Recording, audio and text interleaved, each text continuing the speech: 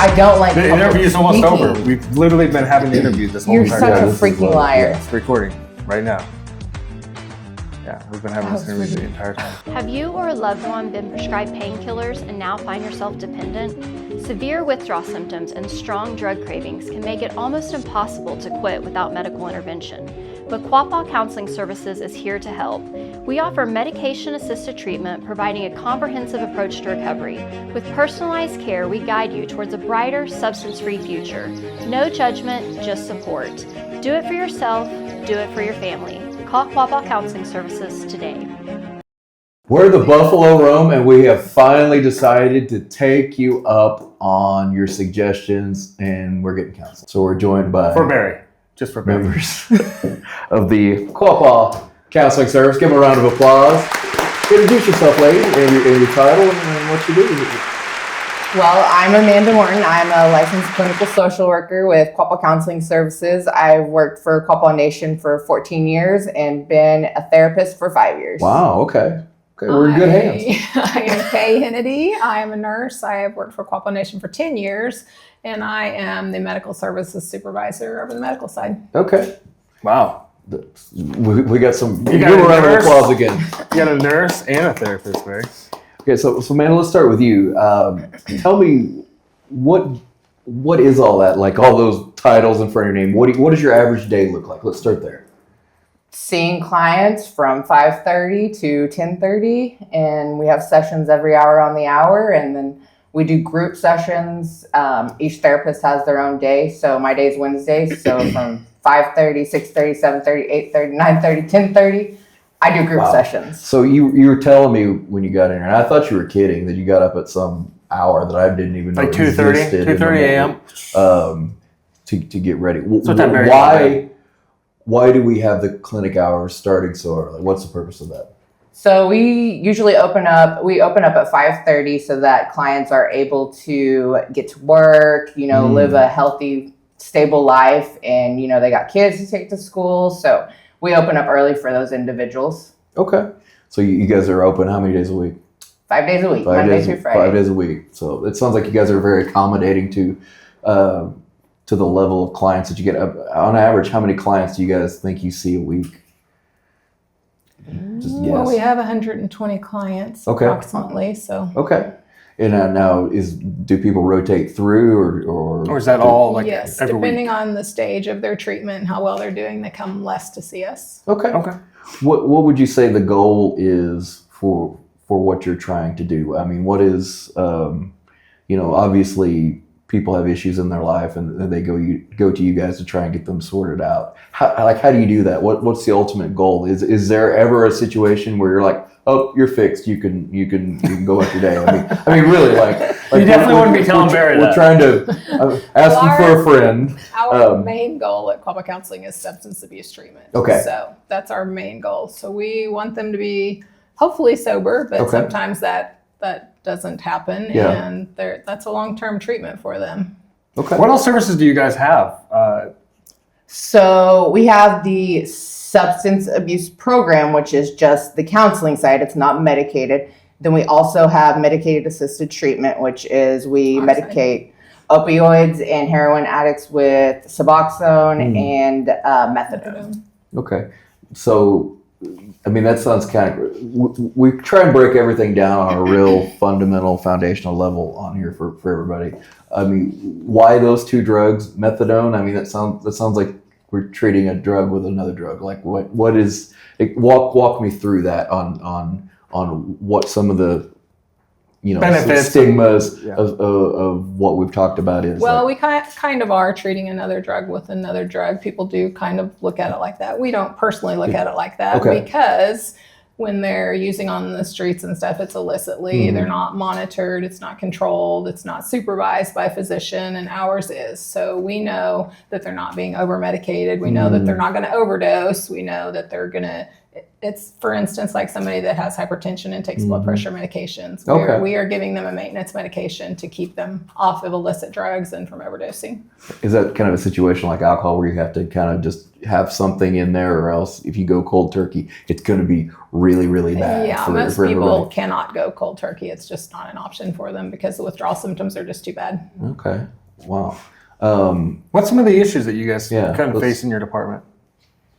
Like, what do you see in the community that seems to be the biggest issues that you guys see more oftentimes than not? Judgment and stigma, big time. Okay.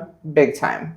And Amy, she likes to go and do lunch and learns with physicians that are local or schools.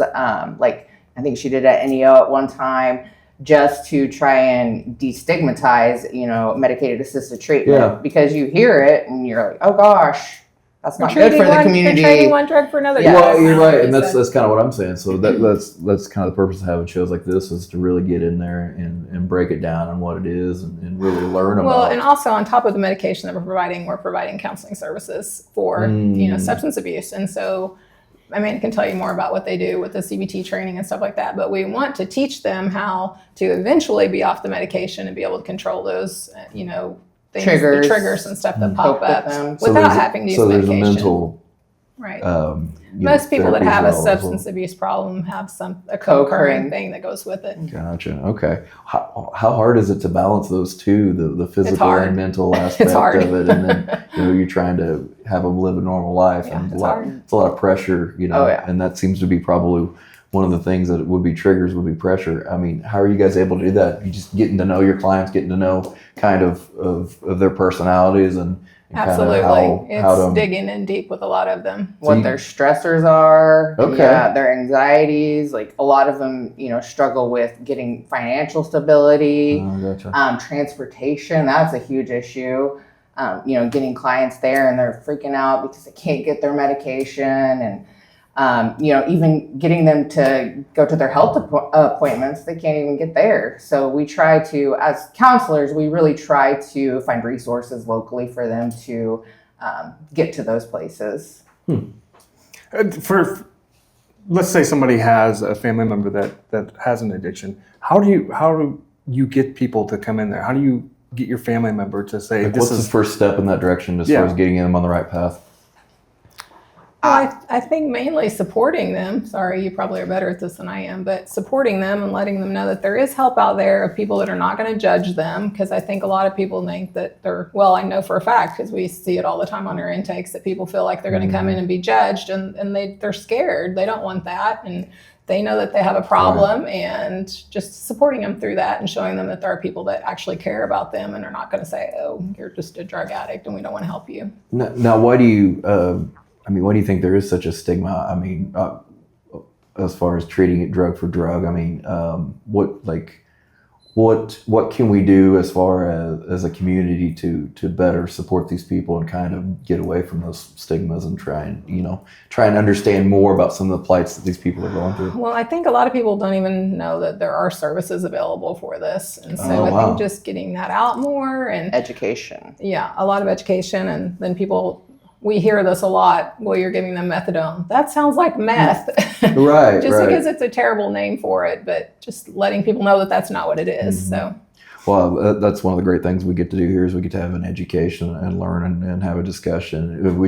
I know it's hard for us to act, but we can act dumb, and you guys can really break it down for us to explain the process and get to know what's going on in the community. Are there other entities within the community, like law enforcement and things like that you guys are able to partner with? Because, it seems like, they could fall into a trap relatively easy of getting out, getting in trouble and those type of things. What does that look like? Amy actually went to Ottawa County Court, drug court, and did a lunch and learn with them, and they were more than on board. And we've had clients that have gone through drug court, and they were on board after Amy went and had a discussion and educated them. It just takes a lot of educating. Well, that's kind of the name of the game here. We're educating everybody, the tribal members in the community about that. But unfortunately, there's not 10 to you guys or 10 to Amy's to educate Right. everybody on that. And we're not, also another thing that the community doesn't know or sometimes thinks isn't true is that we're for everybody. It's not just tribal members. You can just be whatever and come in. So Okay. you don't have to be a tribal member. And you guys will actually go and pick people up, right? We do have Oh, a van yes. service. Yeah, you were talking about transportation issues. So how does that work? They just call you up and book their appointments and book travel and that type. You guys make it that easy? It is pretty easy. Wow. Yeah. They just got to call bright and early, 5 a.m. Okay. What is probably the number one drug that you're seeing right now on the street? What, fentanyl probably would be? Fentanyl is definitely out there a lot. But there's some over-the-counter ones that we're seeing here We're recently. seeing some 7-OH which With is what now? What is? it's called 7-OH and it mimics opiates. And so people are becoming addicted to that. And it's the same as becoming addicted to hydrocodone, Percocet. So you said that's over the that's legal? It's over the counter. Really? It's illegal in a lot of states and hopefully coming soon to Oklahoma, but they'll probably just replace it with something else. Yeah, Kratom Wow. is another Kratom, one. we're seeing same thing. Is Kratom? Because I see that. We see stores that all the time. everywhere. Yeah. Yes. Is that's a like how bad is that? Like Bad. Very addictive. What is it? Let me ask that. I don't even know what it is. You can buy it in all kinds of forms. Gummies, Yeah, and it does the same tablets. thing. It attaches to your opiate receptors, so it's like taking an opiate. Same withdrawal symptoms. Wow. And, yeah. Same addiction factors. Yes. And this is something that anybody, is there an age limit on this, or is this something anybody can get on the streets? You're supposed to be 21, but you, as Right. well as I know, everybody doesn't get Right. carded. Okay. And it's scary because they make And them. we are seeing that in the clinic. So Yeah, they're making them bright colored packets so even kids can walk into convenience stores because you can buy it at convenience stores and purchase this stuff. And they'll, I guess, drug dealers or whatever, they'll take those drugs that are legal, right, and they'll use those to create like a worse version of. there's just all kinds of stuff going on. Yeah, it's a mixture of all kinds of stuff, yes. But I mean, that's terrifying. It's good that we're talking about it, but a little terrifying because you find out things that are going on in the community that you had no idea. What are you guys' goals like moving forward? Like, what do you hope to accomplish within the next 5 years, say? Like, what does success look like for your team? Well, just continued support within the community of getting people into the clinic and being treated and hopefully have them be productive members of society and healing. How many times more often than not do you run into a situation where it's like cyclical with a family or systemic? I mean, where it's kind of been generational and you're kind of figuring out how to break that. And can you break that? Is that something you can do? Or, I mean, how does that look like? Because you've had, it strikes me as something incredibly hard to do if this has been a circle of this activity for now, I guess what would be generations. How do you break that? If it's so ingrained into the individual, is there hope for that individual? Oh, yes, there's hope. A lot of times we see them, follow the generation. Then sometimes we see them go the exact opposite and they want to stay clean. They want to, be stable.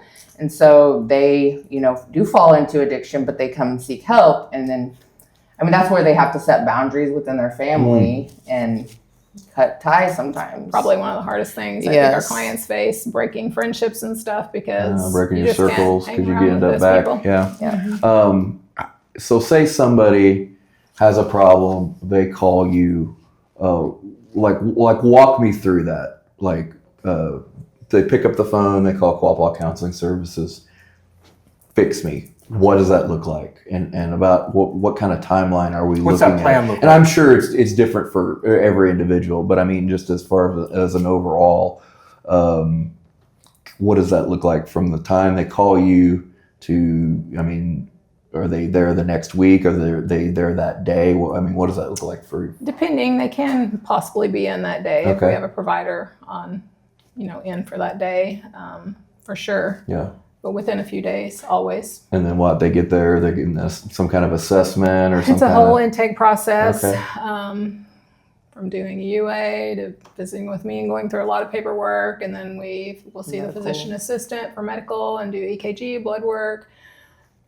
She'll go through all their health history with them. And then we'll start dosing that day. And then they'll come back to see their counselor within a week's time. It's about a for week, sure. yeah. So you give them a UA, then do they need to be clean at that point, or No, is we it- don't expect them to be clean. Okay. Wow. And then what treatment looks like? What? How many times a week are we looking? Initially, when they come in, they'll come in 5 days a week to dose, and they'll come in 3 times a week to have a couple of groups and a counseling session individual. Okay. And then for what average? What? A year? We always say probably a minimum of a year Yeah. for sure, because there's just so much involved in it with counseling and stuff. But I mean, some people are on program forever. What's the turnaround rate like people that come through your program? How many people come out of it and say, I was sober from then on?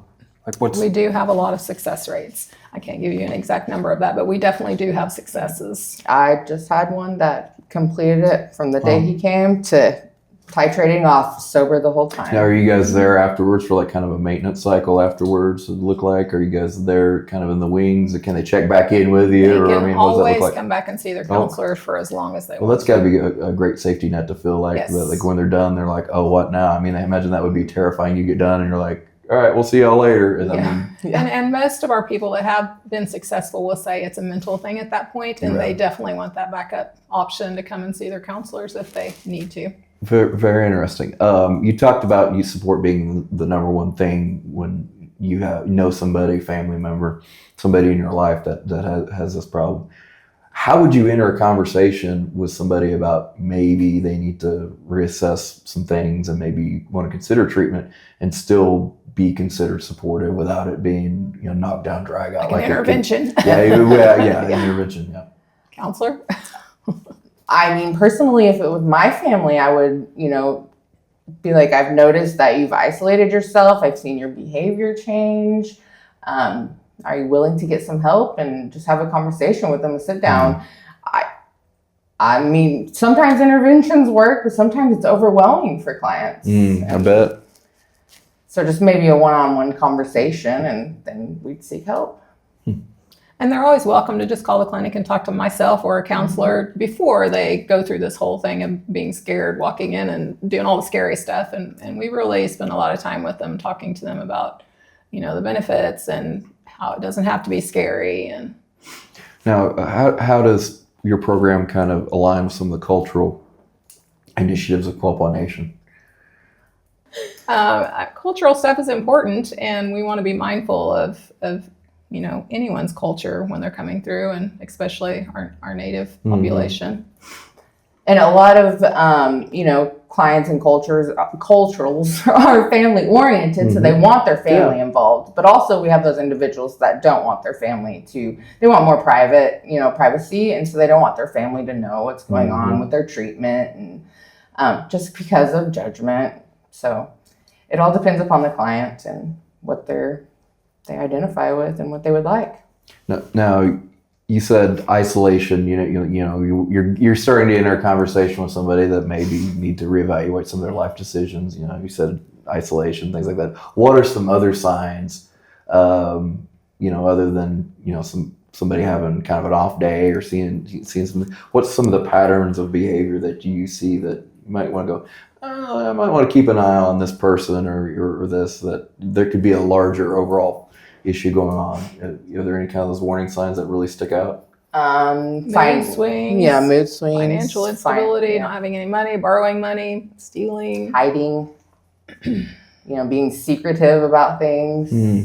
Now, if somebody wants to get in contact with you, what's the best way to get in contact with you guys? 918-542-1786. Honestly, Barry, my brain is like overwhelmed here. This is so much information that you guys have provided. That I want to thank you guys personally for coming to visit us. There's just so much, and there's so many issues within the community that a lot of people don't even see. You're talking about like the major drugs, but a lot of this is systemic to family issues, right? And we're just always looking for new ways to kind of help out. So thank you guys. Thank you very much. Thank you. Thanks for having us. Have you or a loved one been prescribed painkillers and now find yourself dependent? Severe withdrawal symptoms and strong drug cravings can make it almost impossible to quit without medical intervention. but Quapaw Counseling Services is here to help. We offer medication-assisted treatment, providing a comprehensive approach to recovery. With personalized care, we guide you towards a brighter, substance-free future. No judgment, just support. Do it for yourself, do it for your family. Call Quapaw Counseling Services today.